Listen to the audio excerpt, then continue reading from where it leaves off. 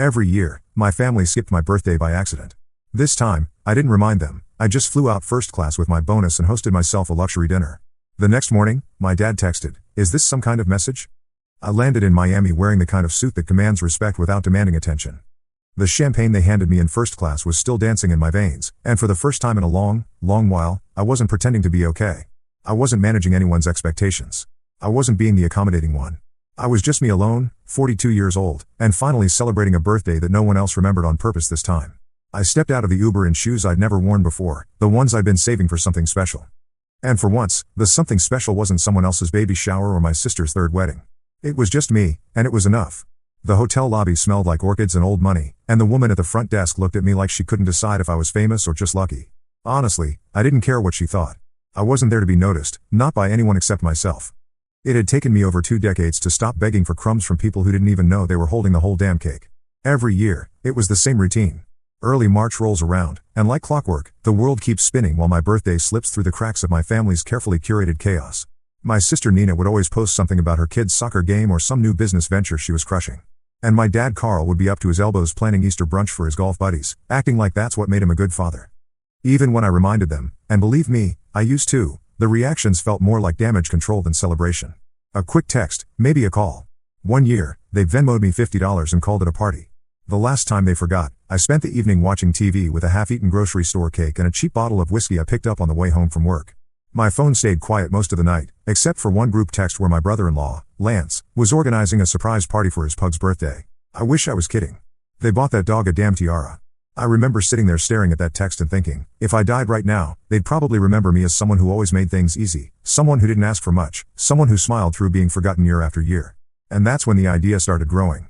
Not a loud vengeful thing, just a quiet thought, like the first drop of rain before a storm you know is coming. What if I didn't remind them? What if I just let it happen and watched what they did or didn't do? And then came the bonus. I work in corporate marketing. Nothing sexy, but enough to live on.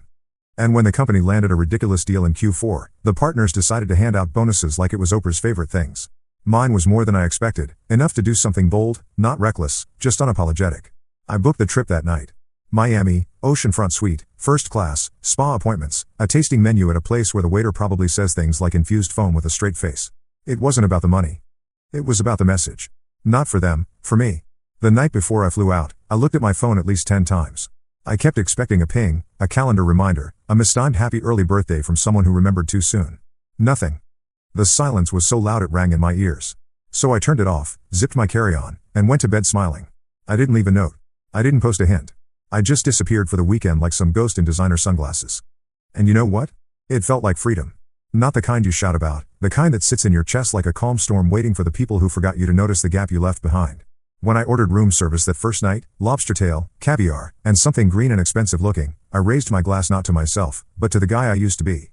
The one who used to cry in his car in the Walgreens parking lot because nobody called. The one who baked his own birthday cupcakes so his coworkers wouldn't feel awkward. The one who used to make excuses for his family because they meant well. I toasted him goodbye. He was gone now. And somewhere, back in suburban Illinois, my father was probably folding laundry or watching one of those cooking shows where everything's wholesome and nobody yells. He hadn't texted. Neither had Nina or Lance or my mom, who has barely shown interest in anything since 1998. It was March 12th, 42 years to the day since I came into their world, and not one of them remembered again. But this year, I didn't give them the chance to pretend they did. And here's the thing I keep asking myself, even now, if someone has to be reminded every year that you exist, do they ever really see you at all? Have you ever been forgotten by the people who were supposed to love you most? Did you ever stop reminding them just to see what would happen? Well, I did. And what happened next? It was delicious. When the email with the subject line Q4 bonus breakdown landed in my inbox 2 weeks before my birthday, I opened it without expectation, fully prepared for another underwhelming knot of corporate gratitude, something like a gift card to a steakhouse I'd never visit or a pathetically modest deposit that barely covered a tank of gas. But this time was different. The number I saw made me sit up straighter in my chair, blinking, making sure it wasn't a mistake or a joke or some line item meant for a different James in a different department with a fancier title in a corner office. But, no, it was mine. After 12 years of showing up early, staying late, taking on projects nobody else wanted, smiling through meetings that could have been emails, and keeping my head down while others took the credit, I finally got something real. It wasn't life-changing, but it was enough to shift something inside me, enough to open a door I'd been staring at for years, locked from the outside by guilt, obligation, and the endless tangle of family expectations. And for the first time, I felt like I had the key. I didn't even hesitate. That same night, I poured myself a glass of scotch that had been collecting dust since last Thanksgiving, opened my laptop, and started planning. I wasn't doing another lonely birthday filled with fake smiles and sad leftovers. I was done. I chose Miami not because I had some romanticized vision of palm trees and beach parties, but because it felt like the kind of place where people go to disappear in plain sight, where no one knows your name unless you want them to, and where you can sit by the water with a whiskey and a secret and feel for a moment like your life belongs to you and no one else. The suite I booked wasn't just oceanfront. It was the kind of place where they folded your towels into animals and left chocolates with your name on them at night. The kind of place where the staff called you Mr. Chandler and looked you in the eye like you mattered, which frankly was more than I could say for my own family. I picked out a birthday outfit that cost more than what my parents spent on my last 5 birthdays combined, a tailored blazer that fit like it was made for me and caught the light just enough to feel dangerous, like it knew things I hadn't said out loud. I reserved a table at a rooftop restaurant with a view so breathtaking, I knew it would do the work for me. I didn't even need a caption, just a photo of me alone, confident, alive, holding a glass of aged bourbon, and letting the silence speak for itself. And, oh, it did. I posted that first photo. Just one. Me, smiling faintly, backlit by sunset and city lights, blazer sharp, drink in hand, no tag, no location, just the words, 42 feels different. And then I waited. Not for the comments. They came fast, mostly from coworkers, old friends, the kind of people who always remember even if they're not close. No. I waited for the silence from the ones who should have said something before they saw the post. The ones who always had an excuse, who always played dumb, who always claimed it was just a mix-up. First came the fire emojis from an old roommate, then a damn bro happy birthday from a college ex I hadn't thought about in years. And finally, hours later, after enough time had passed to confirm the gut punch had landed, I got the text from Lance. Wait. Was it your birthday today? I didn't respond. Then came my sister, Nina, who clearly hadn't spoken to her husband that evening. James, happy birthday, bro. Hope it's a good one. I left her on read. Then around midnight, the one I'd been expecting, not hoping for, but expecting because he always needed the last word, my father. His message was short, clipped, almost comical in its lack of awareness. Is this some kind of message? And I stared at that text for a full minute, letting the question soak in, not because I didn't know how to respond, but because I couldn't decide if he genuinely didn't get it or if he was trying to guilt me into pretending he had, as if my absence was the problem, not their neglect, as if I owe them the courtesy of another performance, another round of forgiveness, another year of pretending that being forgotten was no big deal. But it was a message. Every silent minute of that day, every sip of bourbon, every carefully composed image, every ignored text, all of it spoke volumes, not in bitterness, but in clarity. I wasn't trying to make them feel bad. I just stopped trying to make them feel anything at all. It's amazing how fast people notice your worth once you stop handing it out for free. The next morning, I woke up to more messages. Guilt-tinged birthday wishes, overcompensating emojis, a voicemail from my mom awkwardly singing happy birthday in the background of a conversation about gas prices, and a sudden flood of memories I didn't ask for, years of being the afterthought, the backup plan, the sibling who didn't cause trouble but never got the spotlight. And now they were paying attention, not because they remembered, but because I didn't remind them. I sipped my coffee on the balcony, looking out at the horizon, feeling more peaceful than I had in years. I wasn't angry. I wasn't even hurt anymore. I was just done. And sometimes, done is the most powerful feeling in the world. I didn't have to check the family group chat to know what was happening in there. Because if there's one thing that's always been as predictable as their ability to forget me, it's their knack for turning any situation into a crisis that somehow centers around everyone else's feelings. As if my silence was a personal attack, as if my absence was a betrayal rather than a quiet protest built from years of being overlooked, dismissed, and talked over. But eventually, curiosity got the better of me. Not because I was looking for apologies, but because I wanted to see who they would blame first and how fast the narrative would twist itself into something where I was the villain in a story they never even bothered to read. The messages were pouring in like little grenades wrapped in false concern and passive-aggressive confusion. Nina had kicked things off with a seemingly innocent question. Did anyone know it was James's birthday this week? The phrasing already told me everything. Not, hey, we missed James's birthday, but did anyone else screw up, or is this not on me? Classic Nina.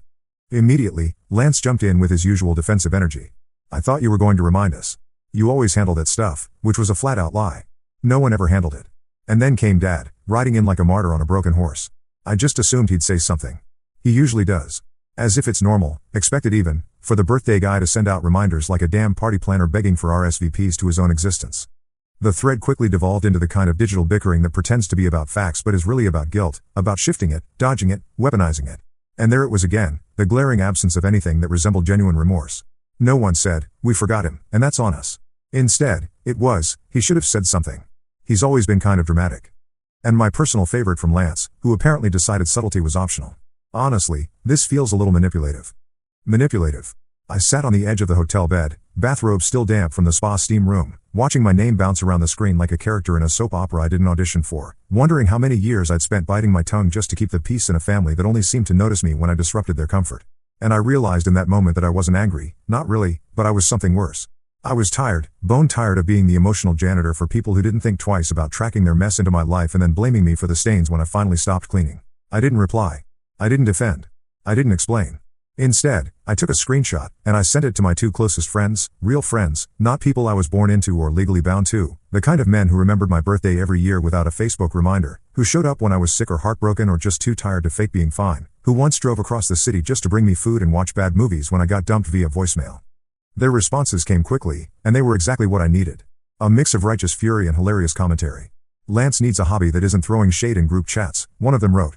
Tell Nina to go cry into her protein shake. And then the one that made me laugh out loud, your dad should start a support group for emotionally unavailable boomers. But it was what they didn't say that meant more. They didn't ask why I didn't tell anyone. They didn't blame me for going silent. They just got it because they'd seen it all before. They'd seen me show up to birthday dinners that turned into planning meetings for someone else's event. They'd seen me get passed over for toasts, presents, invitations. They'd watched me fake enthusiasm for family photos while quietly shrinking inside. And maybe that's why I started screenshotting more of the chat, not to expose anyone, not to stir drama, but to document the truth, the quiet devastating truth that in this family, love was conditional, and presence was only rewarded when it served a narrative that didn't include my actual feelings. I posted a few of the screenshots selectively and without comment to my private Instagram story, the one only a handful of people followed, the one my family didn't even know existed. And the reactions came in like little affirmations. You deserve better. This is wild. I'm so sorry you deal with this. Still, I stayed quiet in the group chat. I let them argue, defend, excuse, accuse, all of it playing out like a tragicomic stage performance where the audience already knew the ending, but the actors kept delivering their lines as if surprise was still possible. Eventually, the tone shifted, not to remorse, but to offense. Nina, perhaps realizing that silence is more powerful than any insult, finally snapped. You know, if you've got something to say, just say it instead of playing these games. Games. As if the real game wasn't the years I spent showing up for them, remembering every birthday, sending thoughtful gifts, comforting them during breakups and layoffs and fights and funerals, only to be forgotten like a background character in the story of their lives. As if silence wasn't the last tool I had left that didn't involve shouting. Then came the voicemail. My father, his voice trembling in that carefully curated tone that lives somewhere between disappointed and victimized. James, son, I don't know what's going on with you, but this isn't like you. I just feel like you're punishing us for something we didn't even do. We love you. We just didn't realize. Is that really a crime? And I sat there in a hotel robe that smelled faintly of lavender and sea salt thinking, no, Dad. Forgetting isn't a crime, but expecting me to keep pretending it doesn't matter? That's the real punishment. And I'm not the one handing it out anymore. I didn't return his call. I didn't text back. I just opened the sliding door to the balcony, stepped out into the Miami night air, and let the sound of the waves drown out the noise of people who only realized I was gone because for once, I didn't beg them to notice me. The first thing I noticed about my father's voicemail wasn't the words he used, but the calculated tone underneath them, that fragile warbly edge he perfected over the years. A performance wrapped in the illusion of concern, carefully constructed to sound like vulnerability, but hollow enough that if you pushed even slightly, it cracked and revealed the sharpness beneath. He started with, hey, son, the kind of greeting he only used when he needed something or when he knew he was in the wrong, but refused to admit it outright. A tonal olive branch dipped in guilt. His voice was quieter than usual, like he wanted to sound like he was alone in a room full of people. The kind of quiet that demands attention. The kind that says, I'm hurting, and it's your job to fix it. I don't understand what's happening, son, he said, dragging the silence between phrases like it might fill the gaps of his memory, the ones where my birthday used to be. You didn't tell anyone it was your birthday, and now it feels like you're trying to make a point, and I don't know why. He paused there long enough for me to imagine him looking out the window or maybe waiting to see if I'd pick up halfway through the recording like I used to when I was younger and desperate for approval, but I didn't.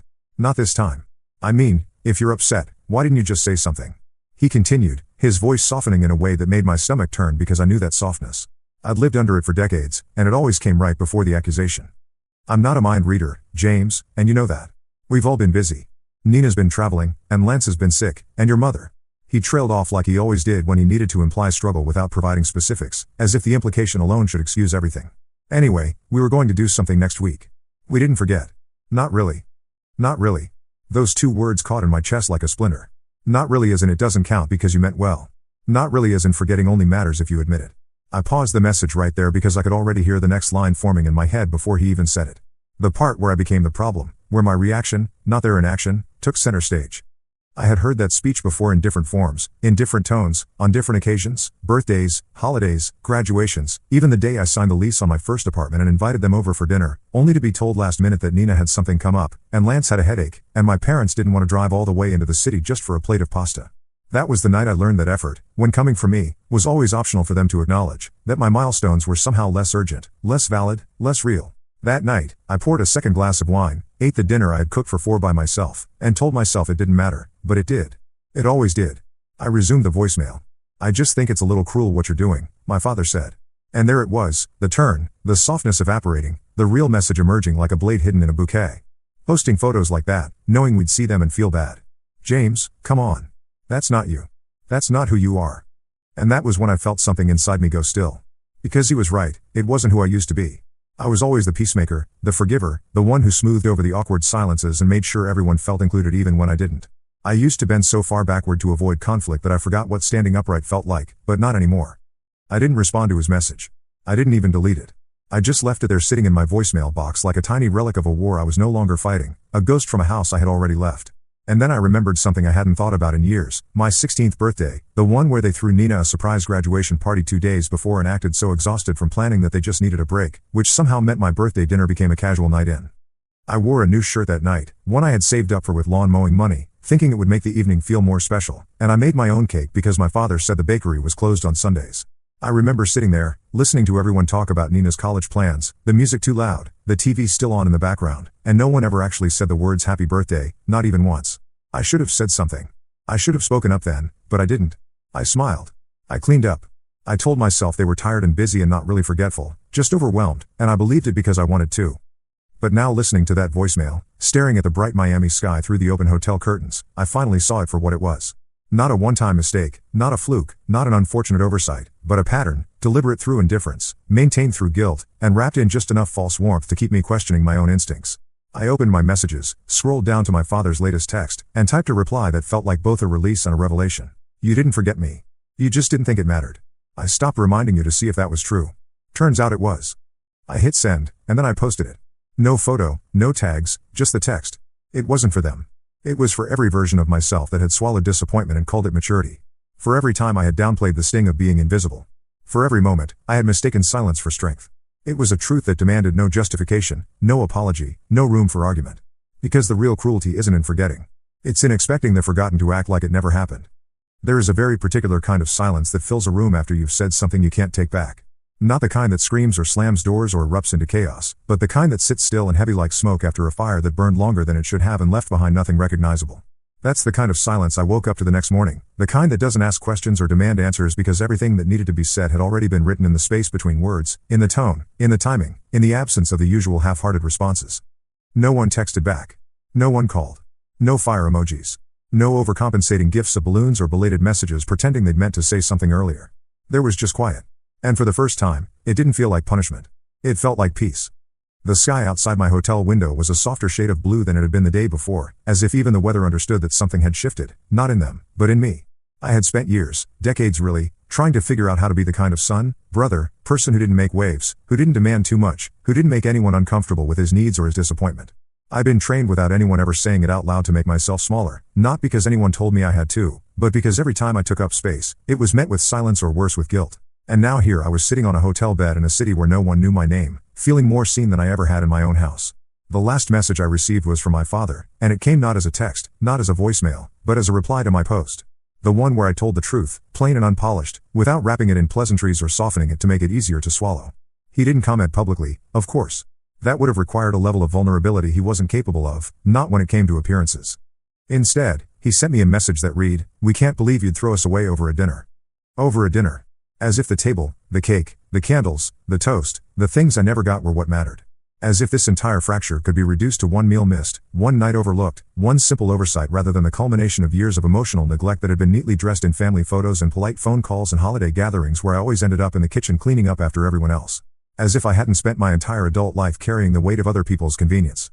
I didn't reply right away because I needed to sit with the anger and the grief and the unexpected sense of relief that came from finally being misunderstood on my own terms. I let the silence speak for me a little longer, not because I was trying to be cruel, but because for once, I wasn't trying to be anything. I was just existing without apology, and that in and of itself was revolutionary. The Miami sun was setting through my hotel window, casting long shadows across the marble floor, and I found myself thinking about all the birthdays that had come before this one. The pattern hadn't always been so clear, so obvious in its cruelty. When I was younger, maybe 8 or 9, my birthdays had been modest but acknowledged. Nothing extravagant, but there would be a cake, a small gathering, Maybe a toy I'd been wanting. I remember one year getting a baseball glove that I treasured for months, practicing my catch in the backyard until the leather was soft and worn. But somewhere along the way, as Nina got older and her achievements became more spectacular, more worthy of attention, my birthdays started shrinking. It wasn't dramatic, not at first. Just little things. The cake becoming store-bought instead of homemade. The gifts becoming more practical, less thoughtful. The celebrations getting shorter, more rushed, like an obligation that needed to be checked off a list rather than a moment worth savoring. I remember my 14th birthday particularly clearly. Nina had just gotten accepted to a prestigious summer program, something that required my parents to drive 3 hours each way for an interview and orientation that weekend. My birthday fell right in the middle of it, and instead of postponing the trip or celebrating early, they simply forgot. When they returned on Sunday night, exhausted and talking nonstop about Nina's opportunities, my father noticed the calendar and said, "Oh, wasn't your birthday yesterday?" Not an apology, not an explanation, just a casual observation, like he'd noticed the weather. That was the first time I felt truly invisible in my own home. Not because they were mean or deliberately cruel, but because I had become so much background noise in the symphony of Nina's success. And instead of speaking up, instead of demanding the attention I deserved, I learned to make myself smaller, to need less, to expect nothing so I wouldn't be disappointed. The hotel room service menu was still sitting on the nightstand from the previous evening, and I found myself staring at it, thinking about all the birthday dinners I'd eaten alone over the years. Not just the forgotten ones, but the ones where I was physically present but emotionally absent, sitting at tables surrounded by family who talked over me, around me, through me, but never really to me. How many times had I sat at those dinners feeling like a guest at my own party, grateful just to be included in conversations that had nothing to do with me. There was my 21st birthday, when we went to a restaurant that Nina picked because she was vegetarian that month, and I spent the evening eating overpriced salad while listening to her explain her new philosophy about sustainable living to our parents, who hung on every word like she was delivering the Sermon on the Mount. I ordered a beer, my first legal drink, and no one even noticed. The waiter asked if it was a special occasion, and before I could answer, my father jumped in to tell him about Nina's internship at an environmental nonprofit. Or my 28th, when Lance had just proposed to Nina, and the entire dinner became an impromptu engagement party. My birthday cake was forgotten in favor of champagne toasts and wedding planning conversations that would continue for the next 18 months. I sat there, watching my sister's happiness eclipse my existence once again, and when the check came, I was the one who ended up paying because everyone was so distracted by ring shopping and venue discussions. The pattern was so established, so normalized, that I started to think maybe this was just how families worked. Maybe some people were meant to be the center of attention, and others were meant to orbit around them, providing support and stability and unconditional love without expecting much in return. Maybe I was just naturally suited to be the background character in everyone else's story. But sitting in that Miami hotel room, with the evidence of my family's indifference spelled out in black and white on my phone screen, I realized how wrong I'd been. It wasn't natural or normal or inevitable. It was a choice they made, again and again, to prioritize other things, other people, other moments over acknowledging my existence. And more importantly, it was a choice I'd made to let them. I thought about my friend Marcus, who had thrown me a surprise party 3 years ago when I mentioned offhandedly that I didn't usually do much for my birthday. He'd invited a dozen people, rented out a private room at a bar, and even made a speech about what a good friend I was. I'd been so moved, so overwhelmed by the gesture, that I'd almost cried. Not because the party was elaborate or expensive, but because someone had thought I was worth celebrating. Someone had remembered, had planned, had cared enough to make an effort. That night, Marcus had pulled me aside and said something that stuck with me. "You know, you never talk about your family celebrating you. That's weird, right?" At the time, I'd laughed it off, made some joke about being low maintenance, but his words had planted a seed of doubt that had been growing ever since. Because he was right. It was weird. Not quirky or modest or admirable, but genuinely strange that a grown man couldn't count on his own family to remember the day he was born. The more I thought about it, the more examples came flooding back. High school graduation, where Nina's speech as valedictorian overshadowed my own achievement of making it through 4 years without any major disasters. College graduation, where my parents spent most of the ceremony talking about Nina's engagement planning.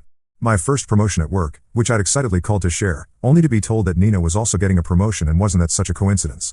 Even my heartbreak, when my long-term girlfriend Sarah left me for someone else, had been minimized because Nina was planning her wedding and didn't want negative energy around such a joyful time. I pulled out my laptop and started scrolling through old photos on social media, looking for evidence of my own existence in my family's digital history. What I found was telling. Hundreds of photos of Nina at various life events, beaming with my parents, celebrating everything from her college acceptance to her first apartment to her wedding day. And scattered throughout, like afterthoughts, were a few pictures of me. Usually in the background, often looking uncomfortable, sometimes clearly cropped from larger family gatherings where I'd been positioned at the edge of the frame. There was one photo that particularly stung, from last Christmas. Nina, Lance, and my parents were gathered around their beautifully decorated tree, all smiles and matching sweaters, while I was barely visible in the corner, having arrived late from work and still wearing my business casual clothes. The caption read, "Perfect family Christmas with our favorite people." As if I wasn't technically family, or perhaps not quite favored enough to merit inclusion in the sentiment. But what really struck me was what wasn't there. No photos of my college graduation. No pictures from my promotion celebration. No documentation of my achievements, my milestones, my moments of joy or sorrow. I existed in their digital world only as supporting cast, background decoration for the real stars of the family show. The realization should have hurt more than it did, but instead, I felt a strange sense of liberation. Because seeing it all laid out like that, the pattern of neglect so clear and undeniable, meant I could stop pretending it was in my head. I could stop making excuses for them, stop telling myself that love comes in different forms, stop convincing myself that their indifference was somehow my fault for not being interesting enough, successful enough, demanding enough. I closed the laptop and walked back out to the balcony, where the Miami skyline was beginning to twinkle with evening lights. Somewhere out there were families celebrating each other, remembering important dates, making their loved ones feel seen and valued. And somewhere back in Illinois, my family was probably going about their evening routines, completely unaware that their silence was speaking louder than any argument ever could. For the first time in years, maybe ever, I felt completely at peace with disappointing them. Not because I wanted to hurt them, but because I finally understood that their disappointment in me was nothing compared to my disappointment in myself for accepting so little for so long. Eventually, I typed out a response. Not long, not dramatic, but clear. It was never about the dinner. And then I turned off my phone, not because I was afraid of what they'd say next, but because I genuinely didn't care anymore. I didn't need the last word. I didn't need validation. I had given myself something that no one in my family had ever truly offered: permission. Permission to celebrate myself without waiting for others to do it first. Permission to draw boundaries and keep them even when they made other people uncomfortable. Permission to be angry and hurt and whole. Permission to walk away, not in rage, but in clarity. I checked out of the hotel that afternoon, the ocean breeze brushing against my skin like a benediction, the doorman tipping his hat with a smile that felt more genuine than half the birthday cards I'd received in my life. I didn't look back. I didn't need to. Everything I'd left behind, the years of biting my tongue, the birthday calls that came 2 days late, the guilt-laced hugs, and the apologies wrapped in conditions could stay where it belonged in the past. As the Uber pulled away, I opened my travel app and started browsing for my next trip. I wasn't running away. I wasn't trying to make another point. I was simply done waiting for anyone else to give me permission to live the way I wanted. I had spent too long contorting myself into something palatable, digestible, easy. And this year, this birthday, was the first time I realized I didn't have to do that anymore. Next year, I'm thinking Paris. Not because it's far or expensive or glamorous, though it's all of those things, but because I want to sip wine on a rooftop and watch the sunset over the Seine without once checking my phone to see if anyone remembered me. I want to walk through streets lined with history and strangers and feel for just a few moments like the world is wide open, like I am not defined by anyone's ability to celebrate me or forget me. And maybe, just maybe, I'll keep the location to myself again, not as revenge, not as a test, but because sometimes freedom is found in the places we go alone, the ones we don't share, the ones we don't post about, the ones that belong only to us. That's the thing about being forgotten. Once you stop fearing it, once you realize you can survive it, maybe even thrive in it, you start to understand that the loudest statement you can ever make is choosing yourself without asking permission.